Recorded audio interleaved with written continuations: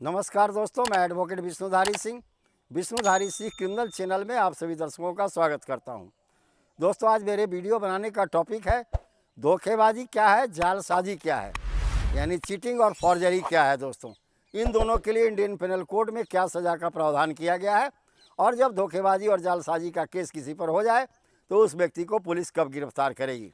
दोस्तों, आइए सबसे पहले हम समझते हैं धोखेबाजी क्या है, चीटिंग क्या है। दोस्तों, जब कोई व्यक्ति किसी दूसरे व्यक्ति को अंधेरे में रख करके उसके विरुद्ध में कोई अहित का कार्य करता है जिससे उस व्यक्ति को हानि हो, उसे उस व्यक्ति के द्वारा किए गए कृत्य को हम धोखेबाजी कहते हैं। दोस्तों, इसे हम एक उदाहरण से समझें।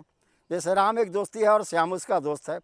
श्याम ने राम के विरुद्ध में षड्यंत्र रच करके उसकी संपत्ति को हड़प ली और ऊपर से दोस्त बना रहा।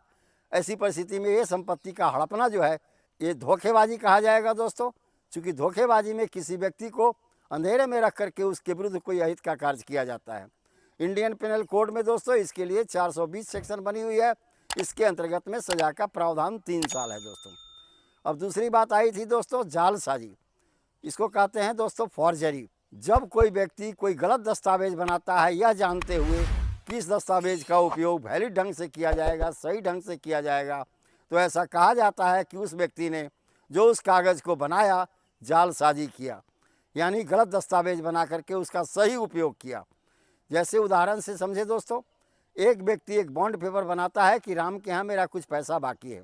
राम का दस्तखत जो है वो खुद अपने से कर देता है। ऐसा राम का दस्तखत हुआ कि लगा कि राम ने ही खुद किया हो और उसी आधार पर राम से पैसे की मांग कर देता है।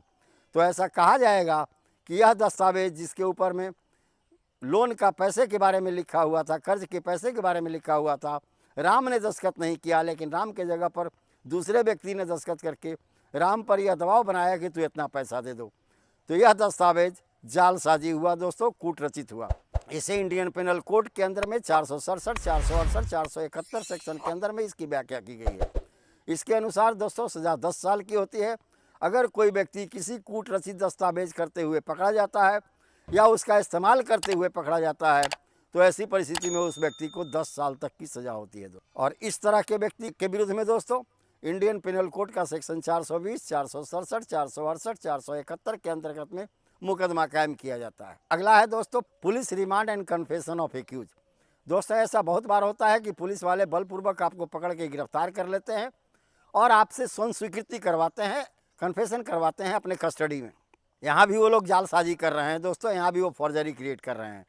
जो भी काम हो लीगली करना चाहिए, लेकिन इस तरह का काम न करके दबाव डाल करके एक कूट रचित दस्तावेज पर दस्तखत करवाते हैं, फॉर्ज स्टेटमेंट पर दस्तखत करवाते हैं। ये सब पुलिस वालों के द्वारा किया गया जालसाजी हुआ। दोस्तों, एक केस है दोस्तों ऑनरेबल पटना हाई कोर्ट का जो बाद में सुप्रीम कोर्ट में गया, Arunesh Kumar versus state of Bihar.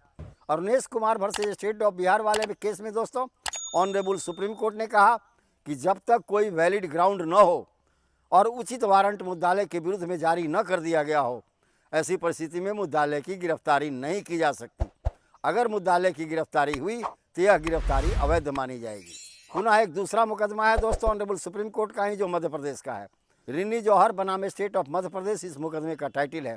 इसके अंतर्गत में ऑनरेबल सुप्रीम कोर्ट ने कहा कि अगर पुलिस वाले किसी भी व्यक्ति के विरुद्ध में बिना उचित वारंट के गिरफ्तारी कर लेते हैं, वैसी परिस्थिति में पुलिस वाले को या राज्य सरकार को गिरफ्तार किए गए व्यक्ति को मुआवजा देना होगा और यह मुआवजा की राशि 5-5 लाख तक बढ़ाई जा सकती है। तो इस प्रकार आप देख रहे होंगे दोस्तों कि आपको या तो पुलिस गिरफ्तार भी कर ले और अगर वो साबित न कर पाए कि वैलिड कारण था गिरफ्तार करने का या कोई वैलिड वारंट था, ऐसी परिस्थिति में सरकार को मुआवजा भी देना पड़ता है। तो दोस्तों, उपरोक्त में मैंने एक व्याख्या की कि इंडियन पेनल कोड का सेक्शन 420, 467, 468, 471 क्या कहता है, जालसाजी क्या है, फॉर्जरी क्या है और उसके अंतर्गत में सज़ा कितनी दी जाती है। दोस्तों, तो धन्यवाद दोस्तों। इस प्रकार आप समझ गए होंगे कि जालसाजी क्या है, फॉर्जरी क्या है, उसमें कितने दंड का प्रावधान है। अब विशेष अगले वीडियो में, अगर मेरा यह वीडियो आपको पसंद आया तो आप इसे लाइक करें, सब्सक्राइब करें, अपने साथियों को शेयर करें